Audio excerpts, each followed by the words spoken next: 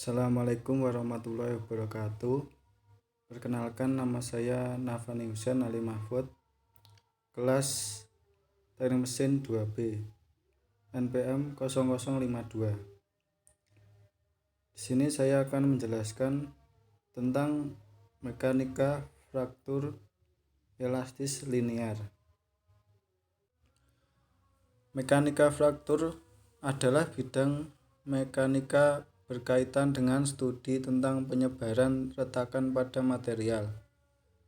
Ini menggunakan metode analitik mekanik yang solid untuk menghitung gaya penggerak pada retakan dan mekanika pada eksperimental untuk mencirikan ketahanan material terhadap patah. Di modern ilmu material, mekanika rekahan merupakan alat penting yang digunakan untuk meningkatkan kinerja komponen mekanis.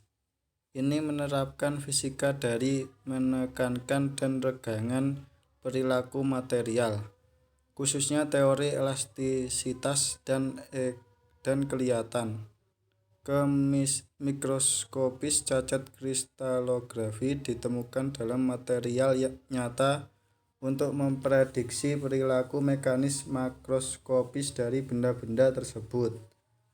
Fraktografi banyak digunakan dengan mekanika fraktur untuk memahami penyebab kegagalan dan juga memverifikasi prediksi kegagalan teoretis dengan kegagalan kehidupan nyata.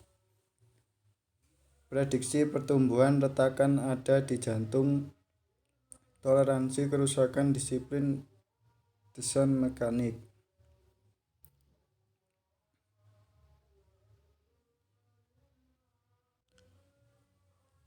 Di sini terdapat gambar mekanika fraktur elastis linier dengan kriteria Griffith. Retakan tepi atau cacat dengan panjang A dalam sebuah materi dikembangkan selama Perang Dunia I oleh insinyur penerbangan Inggris A. Griffith. Demikian istilahnya Griffith retak. Untuk menjelaskan kegagalan material yang rapuh, Griffith dimotivasi oleh dua fakta yang kontradiktif.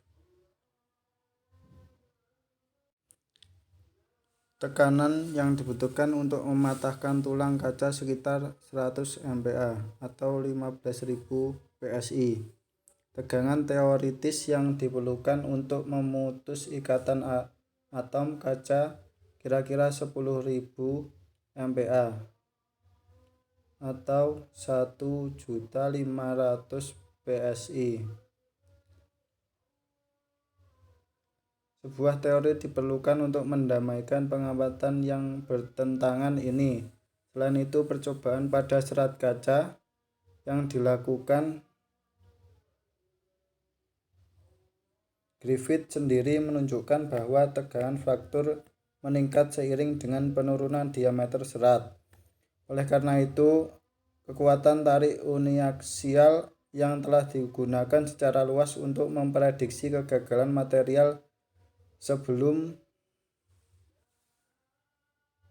Griffith tidak dapat menjadi properti material yang tidak bergantung pada spesimen. Griffith menyarankan bahwa kekuatan rekahan rendah yang diamati dalam eksperimen serta ketergantungan untuk kekuatan disebabkan oleh adanya cacat mikroskopis pada material curah. Di sini terdapat 3 gambar retakan. Pertama, mode 1 opening, mode 2 in plane shear, mode 3 out of plane shear. Beban di ujung retakan dapat dikurangi menjadi kombinasi dari 3 faktor intensitas tegangan independen. Secara teoritis, tegangan di depan ujung retakan yang tajam menjadi tak terbatas.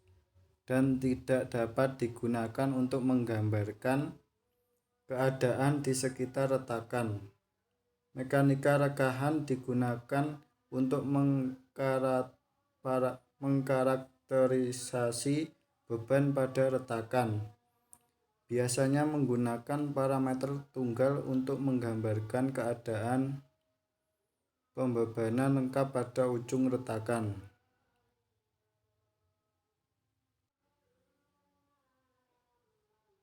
Tunggal untuk menggambarkan keadaan pembebanan lengkap pada ujung retakan.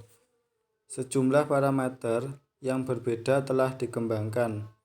Ketika zona plastis di ujung retak relatif kecil terhadap panjang retakan, keadaan tegangan di ujung retak adalah hasil gaya elastis di dalam material dan disebut mekanika fraktur elastis linier atau LEFM dan dapat dikarakterisasi menggunakan tegangan, faktor intensitas K, meskipun beban pada retakan dapat berubah-ubah. Pada tahun 1957, G. Irwin menemukan keadaan apapun dapat direduksi menjadi kombinasi dari 3 faktor intensitas tegangan independen. Mode 1, mode pembukaan atau tegangan tarik normal terhadap bidang retak.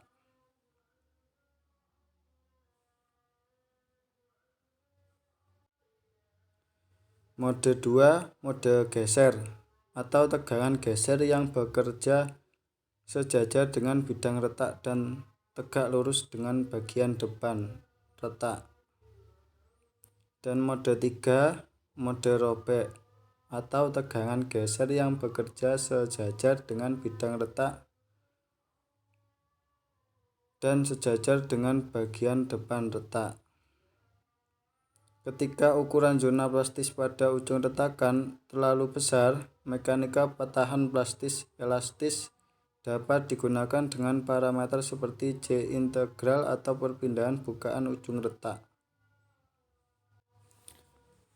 Parameter karakterisasi menggambarkan keadaan ujung retak yang kemudian dapat dikaitkan dengan kondisi eksperimental untuk memastikan kesamaan. Pertumbuhan retak terjadi ketika parameter biasanya melebihi nilai kritis tertentu. Korosi dapat menyebabkan retakan tumbuh perlahan ketika ambang batas intensitas tegangan korosi tegangan terlampaui. Demikian pula, cacat kecil dapat menyebabkan pertumbuhan retakan ketika mengalami pembebanan siklik. Dikenal sebagai kelelahan, ditemukan bahwa untuk retakan panjang laju pertumbuhan sebagai besar oleh kisaran intensitas tegangan. Delta K yang dialami oleh retakan akibat pembebanan yang diterapkan, fraktur cepat akan terjadi ketika intensitas tegangan melebihi ketangguhan fraktur material.